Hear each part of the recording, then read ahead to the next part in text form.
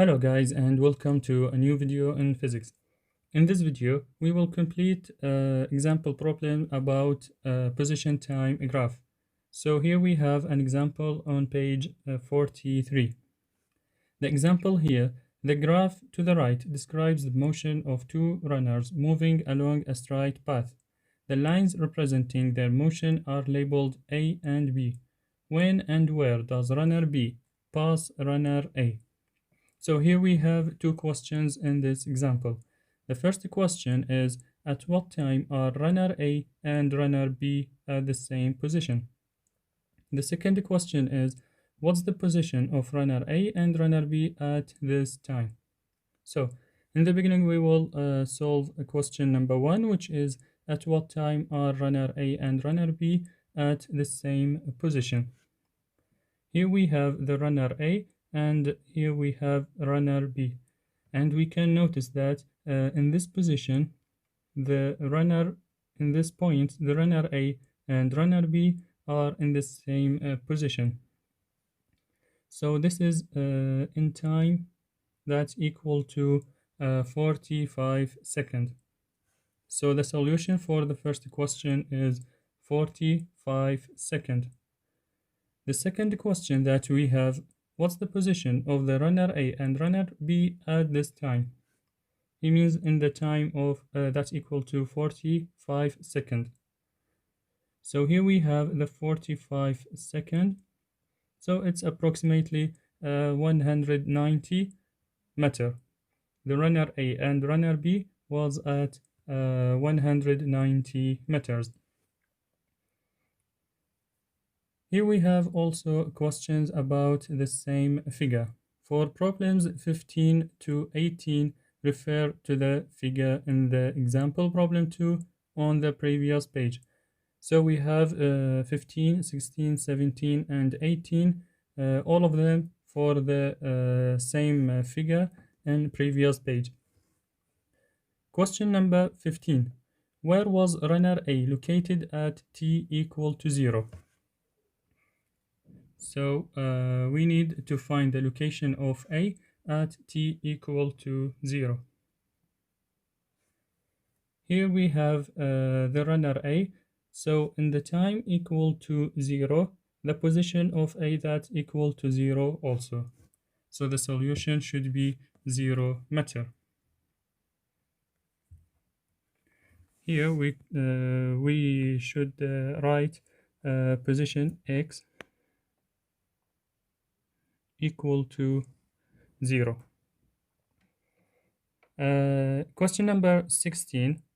Which runner was ahead at t equal to 48 seconds? Which one is ahead at time equal to 48 seconds? 48 seconds, it's approximately here. So we can find that the runner B is ahead in this time. Here we have 48, approximately here, 48 seconds.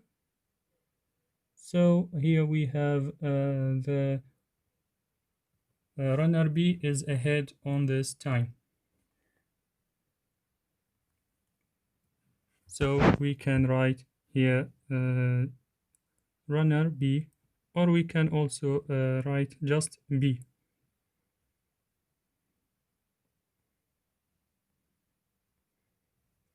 Runner B is ahead. When runner A was at 0 meter, where was runner B? When A was on 0, where was B? So when A was in 0 meter and also the time is 0, the runner B was at minus 15 meter. Here we have the runner B, so it's equal to minus 50 meter. So the solution should be here we have question number 17, so it's equal to minus 15 meter. Sorry, 50 meter. Question number 18. How far apart were runners A and B at t equal to 20 seconds? So that means where's the location of A and the location of B at the time t equal to 20 seconds. So here we have the time that's equal to 27. That's equal to 20. So B approximately here. We can say that here we have B. We can draw an arrow from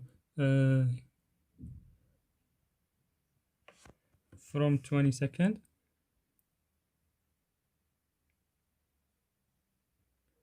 We can say that it's approximately 40 or 45. Let's say it's 45.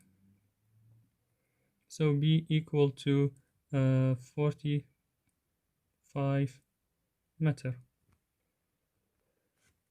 And here we have A. So A that's equal to, here we have A.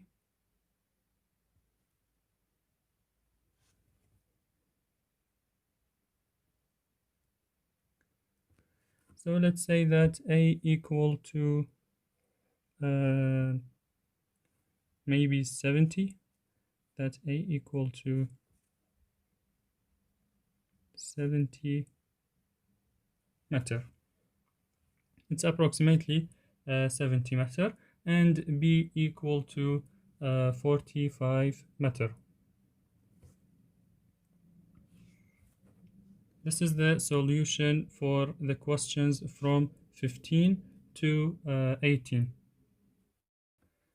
Here we have also a question about position time. Here we have a figure about position time, and we have two questions on it. So the first question, where was Juanita at t equal to 0.5 hours? And the second question is, at what time was the magnitude of Heather's position equal to 2 kilometers? So in the beginning, we will solve question number 1, which is where was Juanita at time equal to t equal to 0.5 hours. Here we have the movement of Juanita. So in the time that equal to 0.5 hours here, we need the position of Juanita, so we can draw a vector to Juanita movement, and after that we can calculate its position, or her position, sorry. So the position is equal to approximately 2.5 kilometers. We can say that at t equal to 0.5 hours, Juanita is at position with a magnitude of 2.5 kilometers. About the question number 2, at what time was the magnitude of Heather's position equal to 2 kilometers? Here we have the movement of Heather. So, and here we have the position, which is equal to 2 kilometers. We need to find at what time that Heather was in 2 kilometers. So we can draw a vector like this from 2 kilometers to the Heather movement, and we can calculate the time, which is equal to approximately t equal to 0.8 hours. So Heather is at 2 kilometers at a time of t equal to 0.8 hours. Also, we have the last question about the position time graph. Here we have a graph about Louise and Ty movement. And we have just one question, which is, when and where does Ty pass Louise? This is the movement of Ty, and this is the movement of Louise. So we can notice here that in this point, the intersect of the movement of Louise and Tai. So this movement is in maybe in 20 second and 40 meter the position. So the solution should be the point at which the two graphed lines intersect is at 20 second and 40 meters. And that was the last question about position time graph in the lesson. Until here we reach to the end of the lesson, and we have some questions about the lessons. I hope you can solve it and send it to me. The first question is, what quantity is plotted on the x-axis on a position time graph? When we have a position time graph, what we can plot it on the x-axis? Is it the time or position or distance or the displacement? Question number 2. If each line on the grid represents 1 unit, at what time was object D at a position 2 meters from the origin? Is it 2 or 3 or 4 or 5? Which one is the correct answer? Question number 3. If each line on the grid represents 1 unit and the positive y direction is east of the origin, which object started farthest east of the origin? A or B or C or D? Question number 4. If each line on the grid represents 1 unit and the positive y direction is east of the origin, which object traveled 2 meters west during the first 2 seconds? Which one? A, B, C, or D? And the last question in the lesson, what can you conclude about objects B and D from the graph? Here also we have the solution, and you can choose the correct one. Until here we reach to the end of our lesson. See you in another one, inshallah.